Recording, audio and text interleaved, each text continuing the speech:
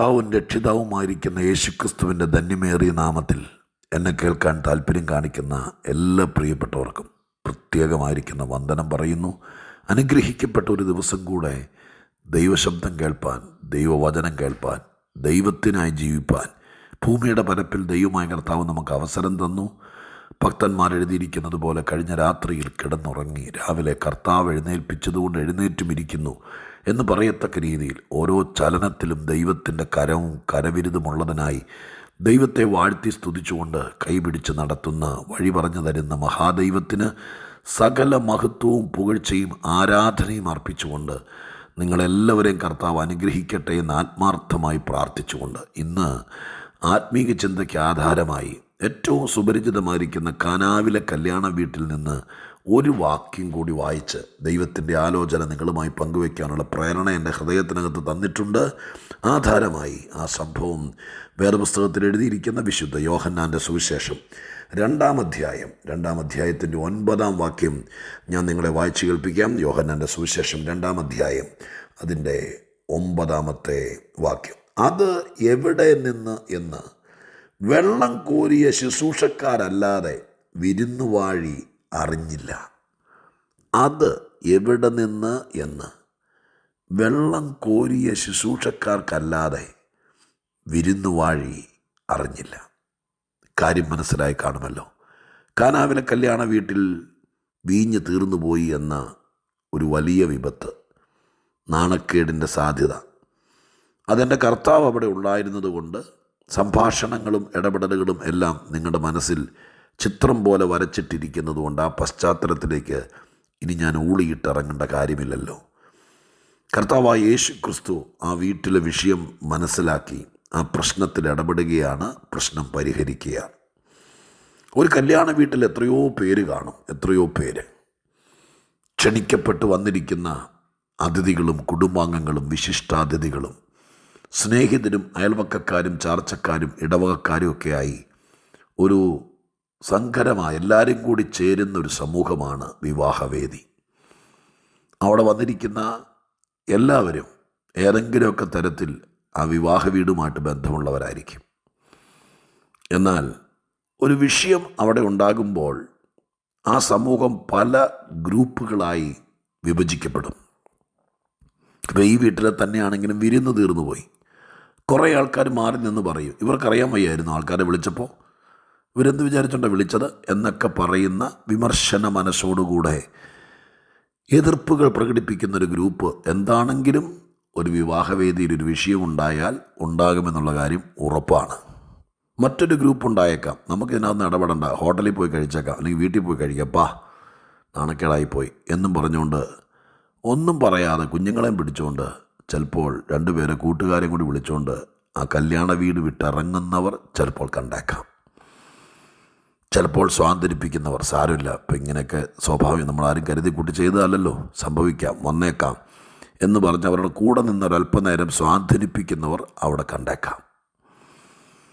ഇങ്ങനെയൊക്കെ പറയുകയും ചില ഐഡിയകൾ പറഞ്ഞു കാട്ടുന്ന മറ്റൊരു കൂട്ടർ, എന്നോടത്ത് എന്നാൽ കിട്ടുമോ, അല്ലെങ്കിൽ മറ്റവരോട് ചോദിച്ചാൽ കിട്ടുമോ, ഇവിടെ ഇരിക്കുന്നുണ്ടായിരിക്കുമോ, നമുക്ക് നോക്കിയാലോ എന്നൊക്കെ പറയുന്ന ഐഡിയക്കാർ, ഇവരൊക്കെ ഉണ്ടെങ്കിലും ഞാൻ എപ്പോഴും ഈ വേദപുസ്തകത്തിൽ കണ്ടിരിക്കുന്ന അത്ഭുതം, ഈ വേദപുസ്തകത്തിനകത്തൊരു പ്രശ്ന പരിഹാരകനുണ്ട്. അഭിപ്രായം പറയുന്ന, ചിലപ്പോൾ കുറ്റം പറയുന്ന, ചിലപ്പോൾ വിമർശിക്കുന്ന, ചിലപ്പോൾ പഴിയെല്ലാം ആരുടെയെങ്കിലും തോളിൽ വെച്ച് കൊടുത്തിട്ട് വിദഗ്ധമായ രീതിയിൽ ഉണ്ടയിട്ടിറങ്ങിപ്പോകുന്ന, അങ്ങനെ വിവിധ ഗ്രൂപ്പുകാർ ഒരു വിഷയത്തിന് മുമ്പിലുണ്ടാകുമ്പോൾ ഈ പുസ്തകം നമുക്ക് തരുന്ന ഉറപ്പ്, ഇതിനകത്തൊരു പരിഹാരകനുണ്ട്. അത് ഏത് കാര്യത്തിലാണെങ്കിലും യേശുക്രിസ്തു എന്ന പരിഹാരകൻ അപാരമാണ്. വിശുദ്ധ ബൈബിളിൻ്റെ ഏറ്റവും വലിയ പ്രത്യേകത, ക്രിസ്തീയ ജീവിതത്തിൻ്റെ ഏറ്റവും വലിയ ധന്യത, ആത്മീക ജീവിതത്തിൻ്റെ അർത്ഥം എന്ന് പറയുന്നത് ചടങ്ങുകളും ആചാരങ്ങളും നടത്തി ഏതെങ്കിലും ഒരു കാലത്ത് രക്ഷപ്പെടുമായിരിക്കും എന്നൊരു ഊഹാപോഹത്തിൻ്റെ പുറത്ത് ചെയ്തു തീർക്കുന്ന കർമാനുഷ്ഠാനങ്ങളുടെ അടിസ്ഥാനത്തിൽ പണിയപ്പെട്ടതല്ല ക്രിസ്തീയ ജീവിതം, അതല്ല യഥാർത്ഥ ആത്മീയ ജീവിതം. പിന്നെയോ ഇതിനകത്ത് വിഷയങ്ങളിൽ ഇടപെടുന്ന ഒരു പരിഹാരകനുണ്ട്. ഇന്ന് ഞാൻ നിങ്ങളോട് പറയാം, നിങ്ങൾ യഥാർത്ഥ ക്രിസ്തീയ ജീവിതത്തിലൂടെയാണ് യാത്ര ചെയ്യുന്നതെങ്കിൽ, നിങ്ങൾ കർത്താവിനെ അധികം അറിയുകയും സ്നേഹിക്കുകയും നിങ്ങളുടെ ജീവിത സാഹചര്യത്തിലേക്ക്, അഥവാ ഒരു പ്രശ്നമുണ്ടാകുന്നതിനേക്കാൾ മുമ്പ് തന്നെ നിങ്ങൾക്ക് ക്രിസ്തുവുമായിട്ട് ബന്ധവും നിങ്ങളുടെ വിഷയങ്ങളിൽ കർത്താവ് സാന്നിധ്യം കൊണ്ട് എപ്പോഴും കൂടെ ഉള്ളവനുമാണെങ്കിൽ വിഷയങ്ങളിൽ ഇടപെടാൻ ഇന്നും കർത്താവ് സന്നദ്ധനാണ്. തീർന്നില്ല, പരിഹാരമുണ്ടാക്കിയിട്ടേ കർത്താവ് മടങ്ങിപ്പോവുകയുള്ളൂ. ആ സംഭവം നമുക്കറിയാം. ഇനി നമ്മൾ വായിച്ച 9-ാം വാക്യം, 9-ാം വാക്യത്തിനകത്ത് കർത്താവായ യേശു ക്രിസ്തു അത്ഭുത പരതന്ത്രമായിട്ട് വളരെ വ്യത്യസ്തവും വിദഗ്ധവുമായിട്ട് കർത്താവ് ആ വീട്ടിലെ പ്രശ്നം പരിഹരിക്കുകയാണ്. കർത്താവിൻ്റെ പ്രത്യേകതയും അതുതന്നെയാണ്. കർത്താവ് ഒരിക്കൽ പോലും ഒരാൾക്ക് ചെയ്തതുപോലെ മറ്റൊരാൾക്ക് ചെയ്യാറില്ല. ഒരു വീട്ടിൽ ചെയ്ത അത്ഭുതം പോലെ ആയിരിക്കില്ല മറ്റൊരു വീട്ടിൽ ചെയ്യുന്നത്.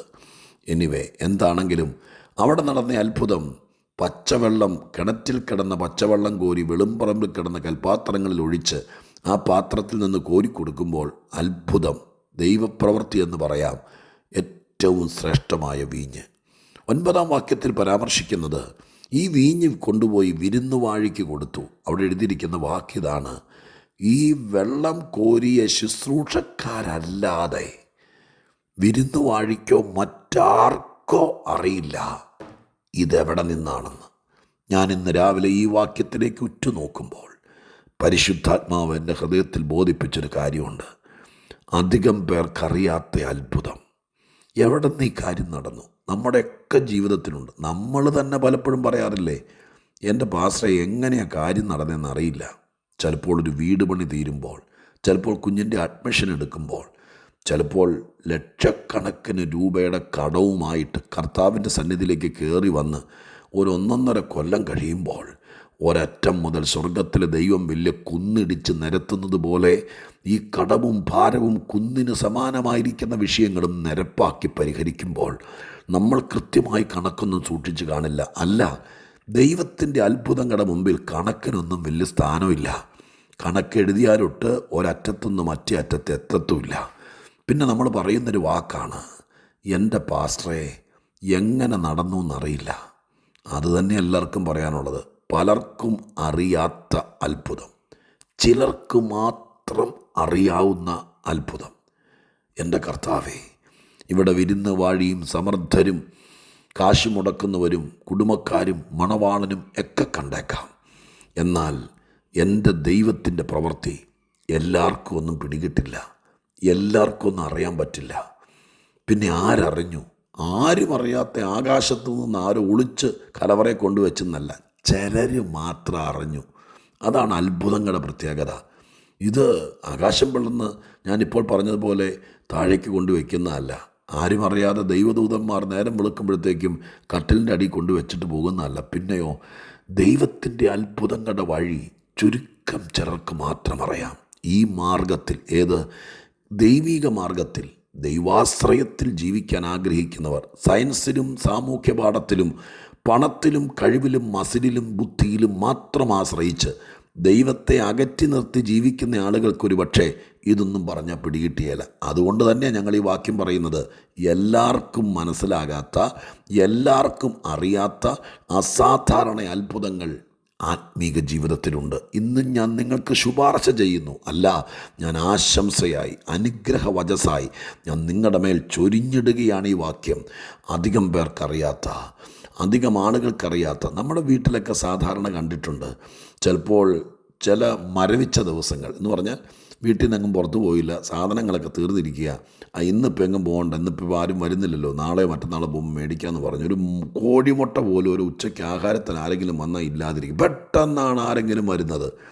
ആ സമയത്ത് അങ്കലാപ്പായിരിക്കും. പിന്നെ പോകാനൊന്നും നേരം കിട്ടില്ല. പക്ഷേ കഴിക്കാൻ വേണ്ടി ഒരുക്കിക്കൊണ്ട് വരുമ്പോൾ അടുക്കളയിൽ നിൽക്കുന്ന അമ്മ വിദഗ്ധയായ നല്ല തിറമുള്ളൊരമ്മയാണെങ്കിൽ അവിടെ നിന്ന് ഇവിടെ നിന്നൊക്കെ നുള്ളിപ്പറക്കി എന്തെങ്കിലുമൊക്കെ ആയിട്ടൊരു 3-4 കൂട്ടം കൂട്ടാൻ ഞങ്ങളുടെ വീട്ടിലൊക്കെ ഞങ്ങളത് കണ്ടിട്ടുണ്ട്. അപ്പോൾ ഒന്നുമില്ലായിരുന്നു എന്ന് പറഞ്ഞാലും ആർക്കും അറിയാൻ കഴിയാത്ത എന്തൊക്കെയോ കരുതൽ എവിടെയൊക്കെയോ ഉണ്ട്. ഇതുപോലെ അധികം പേർക്കറിയാൻ കഴിയാത്ത പല അത്ഭുതങ്ങളും നിങ്ങളുടെ ജീവിതത്തിലും മറച്ചു വെച്ചിട്ടുണ്ട് ദൈവമക്കളെ. നിങ്ങളുടെ കുടുംബത്തിലുമുണ്ട്. അത് ചിലപ്പോൾ ചാർച്ചക്കാർക്കോ കുടുംബക്കാർക്കോ ബന്ധുക്കൾക്കോ സ്വന്തം സഹോദരങ്ങൾക്കോ ചിലപ്പോൾ നിങ്ങളുടെ ജീവിത പങ്കാളിക്കോ പോലും അറിയാൻ വയ്യാത്ത ചില കാര്യങ്ങൾ ചുരുക്കം ചിലർക്ക് കണ്ണീരോടെ പ്രാർത്ഥിച്ച ശുശ്രൂഷിച്ച് കൂടെ നിന്ന നിങ്ങളുടെ നന്മയ്ക്ക് വേണ്ടി കൂടെ നിന്ന് പ്രാർത്ഥിച്ച അവർക്കല്ലാതെ രക്തബന്ധങ്ങൾക്കും മറ്റാർക്കും അറിയാൻ കഴിയാത്ത ചില കരുതലുകൾ, അപ്പാ, ചില നന്മകൾ, നാണക്കേട് മാറ്റാനുള്ള ചില ദൈവപ്രവർത്തികൾ ഒത്തിരി പേർക്കൊന്നും അറിയാൻ പറ്റില്ല എൻ്റെ ഉറവിടം എവിടാണെന്ന്. ഞാൻ നിങ്ങൾക്ക് വേണ്ടി ആശംസിക്കുകയും പ്രാർത്ഥിക്കുകയും ചെയ്യട്ടെ. അധികം ആളുകൾക്കറിയാം, അന്ന് ആർക്കും അറിയാൻ വയ്യാത്തത് എന്നൊരു പോളിസി വചനത്തിലില്ല കേട്ടോ. ദൈവം എന്തെങ്കിലും ചെയ്തു ആർക്കും അറിയാൻ വയ്യാത്തതല്ല, ചിലർ കൂടെ നിൽക്കുന്നവർക്കറിയാം എങ്ങനെ ഇത് സംഭവിച്ചു. കുരുടന് കാഴ്ച കിട്ടിയപ്പോഴും ഒത്തിരി പേര് ചോദിച്ചില്ലേ, എങ്ങനെ സംഭവിച്ചു? അവൻ പോലും പറഞ്ഞു എനിക്കറിയില്ല. എന്നാൽ അടുത്ത് നിന്നവർക്കറിയാം. അരുമനാഥൻ്റെ കരവിരുതാണ് കണ്ണില്ലാത്തടത്ത് കണ്ണില്ലായത്, വീഞ്ഞില്ലാത്തടത്ത് വീഞ്ഞുണ്ടായത്. ഏറ്റവും അടുത്ത് നിൽക്കുന്നവർക്ക് മാത്രമറിയാവുന്ന ചില അത്ഭുതങ്ങൾ. മുട്ടിച്ചേർന്ന് നിൽക്കാമോ? ഒരു ശുശ്രൂഷകൻ, അങ്ങനെയല്ലേ അവരെ വിളിച്ചത്, ശുശ്രൂഷകർക്കല്ലാതെ മറ്റാർക്ക്. ഒരു ശുശ്രൂഷ മനോഭാവത്തോടെ നിൽക്കാമോ? ഒരു അനുസരണ മനസ്സോടെ നിൽക്കാമോ? യേശു എന്തെങ്കിലും പറഞ്ഞാൽ അതുപോലെ ചെയ്യാൻ വേണ്ടി നിൽക്കാമോ? നിങ്ങൾക്ക് മാത്രം അറിയാവുന്ന ചില അത്ഭുതങ്ങൾ ഈ ജൂൺ മാസത്തിൽ. പലരും ചോദിക്കും, അയ്യോ ഈ നിൻ്റെ കൊച്ചിന് എങ്ങനെ ഇത് കിട്ടി? ആർക്കും അറിയില്ല. ഇത് തന്ന മുതലാളിക്ക് പോലും അറിയില്ല എങ്ങനെ ഇത് സംഭവിച്ചു എന്ന്. അടുത്ത് നിൽക്കുന്നവർക്ക് മാത്രം അറിയാവുന്ന അത്ഭുതങ്ങൾ അത് ഈ മാസം സംഭവിക്കട്ടെ. പ്രതീക്ഷിക്ക്, കാത്തിരിക്ക്. വചനം കള്ളം പറയില്ല, സത്യമേ പറയൂ, അത് നിറവേറും. ഞാൻ പ്രാർത്ഥിക്കട്ടെ. പരിശുദ്ധ ദൈവമേ, ഞങ്ങളുടെ സ്വർഗീയ പിതാവേ, കരുണാർദ്രനും മനസ്സലിവുള്ളവനും മഹാനുമായ ദൈവമേ, അങ്ങേക്കും അങ്ങയോടടുത്ത് നിൽക്കുന്നവർക്ക് മാത്രം അറിയാവുന്ന ചില കരുതലുകൾ, ചില വിടുതലുകൾ, ചില അത്ഭുതങ്ങൾ നാഥ, ഈ വചനം കേൾക്കുന്നവർക്ക് വേണ്ടി ഞാൻ ചോദിക്കുകയാണപ്പാ. എന്നെ ഇതെല്ലാം കാണിച്ചു തരുന്നത് അതാണല്ലോ. കർത്താവിൻ്റെ മക്കൾക്ക് വേണ്ടിയിട്ടാണല്ലോ ഈ മറ നീക്കി ഇതെല്ലാം പറയുന്നത്. ഇത് വിശ്വസിക്കുന്നവർക്ക് അധികം പേർക്കറിയാൻ കഴിയാത്ത ചില വഴിയും വഴിത്തിരിവുകളും മാർഗങ്ങളും ഈ മാസം ചെയ്തു കൊടുക്കണേ. എങ്ങനെ ഇത് കിട്ടിയെന്ന് ചോദിക്കുമ്പോൾ എൻ്റെ കർത്താവ് പറഞ്ഞു, ഞാൻ ചെയ്തു. അധികം പേർക്കറിയാത്ത, മറഞ്ഞു കിടക്കുന്ന, ഒത്തിരി പേർക്ക് ചിന്തിച്ചാൽ പോലും പിടികിട്ടാത്ത ചില വഴികൾ തുറക്കട്ടെ. ദൈവം അത് ചെയ്യും. ഞങ്ങളത് വിശ്വസിക്കുന്നു. യേശുവിൻ നാമത്തിൽ പ്രാർത്ഥിക്കുന്നു. കേൾക്കുമാറാകണമേ. ആമേൻ.